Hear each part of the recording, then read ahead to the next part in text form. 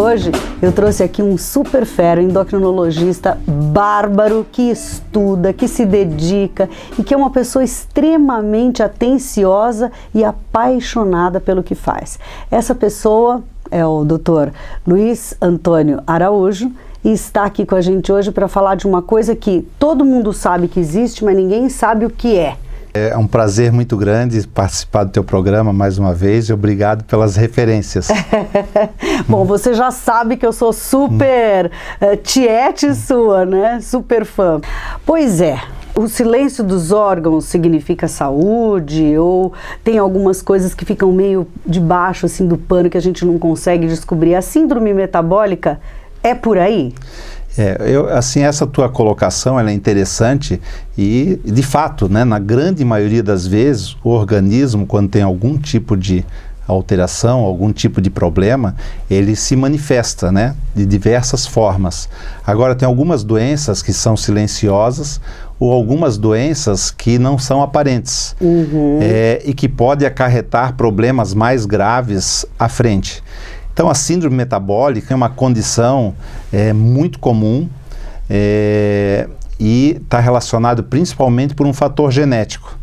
Então, tem pessoas que têm uma genética boa, favorável e que não desenvolvem doenças metabólicas. Quando a gente fala em doenças metabólicas, a gente fala em pré-diabetes, que pode evoluir para um diabetes.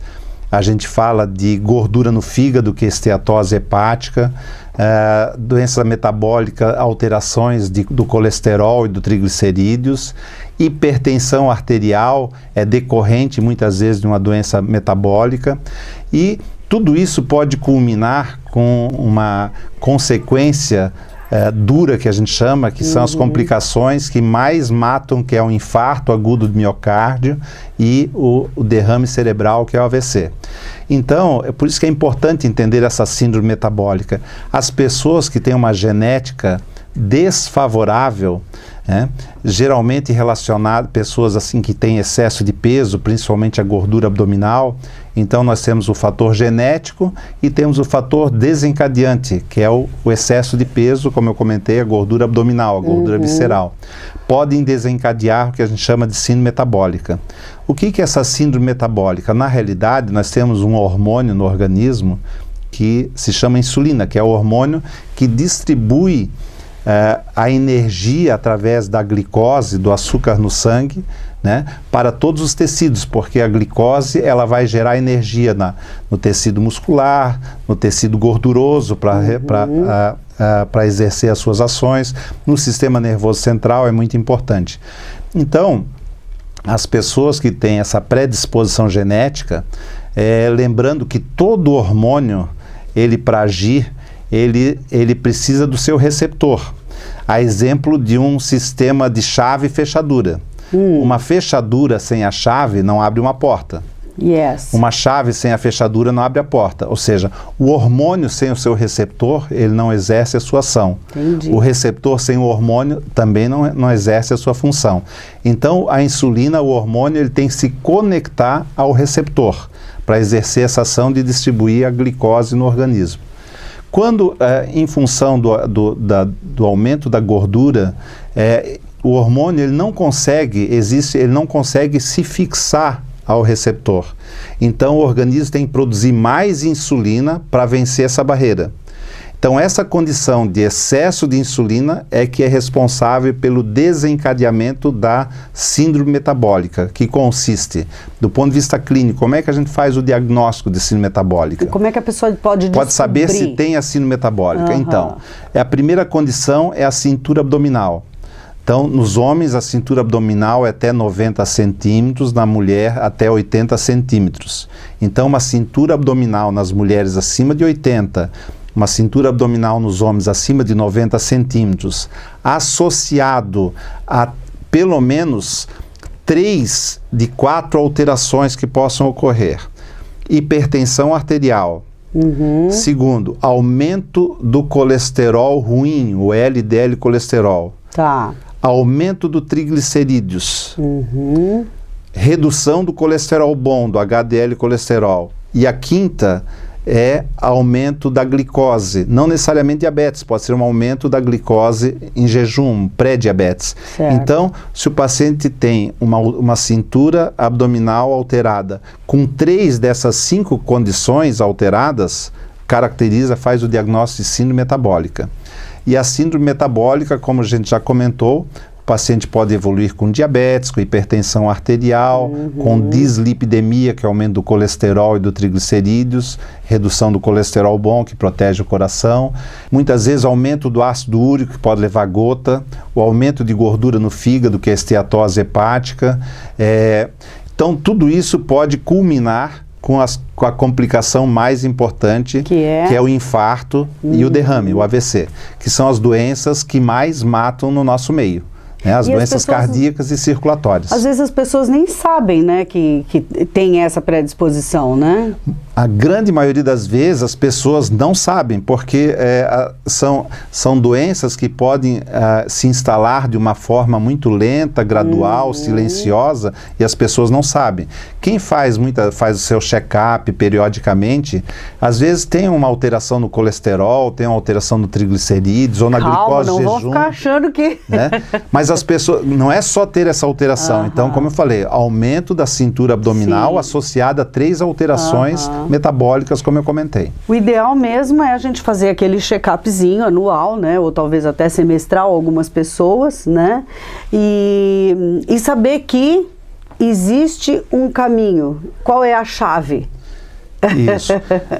A partir do momento que se faça o diagnóstico de síndrome metabólica, a primeira coisa a ser feita é a redução de peso. Que o peso é que acaba agravando essa condição. Então, mas não é necessariamente a pessoa ficar magra. Isso é um conceito hoje, ou seja, redução de peso com conceito de saúde. Uma redução de 10% do peso atual pode ser um resultado excelente. Muitas vezes o paciente tem dificuldade de reduzir 10% do peso, mas reduzir 5% do peso que o paciente se encontra já pode trazer um benefício grande. E, juntamente com essa redução de peso, se o paciente tem um pré-diabetes, uma glicemia de jejum alterada, já tem que ser medicado para essa finalidade. Se o paciente tem uma alteração do colesterol e ou do triglicerídeos, muitas vezes ele tem que ser medicado. Se o paciente tem hipertensão arterial, tem que ser medicado. É porque é como se fosse uma bomba relógio. O paciente não tem nada, não está sentindo nada, de uma hora para outra ele pode ter complicação. Então tem que ser tratado de uma forma muito responsável. Isso pode acontecer sempre ou existe uma idade que seja desencadeante, vamos dizer assim, se a pessoa tem uma predisposição? Isso, a síndrome metabólica ela é mais comum em pacientes acima dos 40 anos e à medida que vai evoluindo na idade aumenta esse risco. Agora, o que precede a síndrome metabólica, como eu comentei, é a resistência à insulina. Uma criança pode ter resistência à insulina, um adolescente pode ter resistência à insulina, então, um adulto jovem pode ter resistência à insulina. Existem doenças genéticas que podem cursar com resistência à insulina. Uma doença genética muito comum é o ovário policístico nas mulheres. Então, as mulheres que têm ovário policístico, elas geralmente, é uma doença genética que incorpora a resistência à insulina que vai levar futuramente à síndrome metabólica.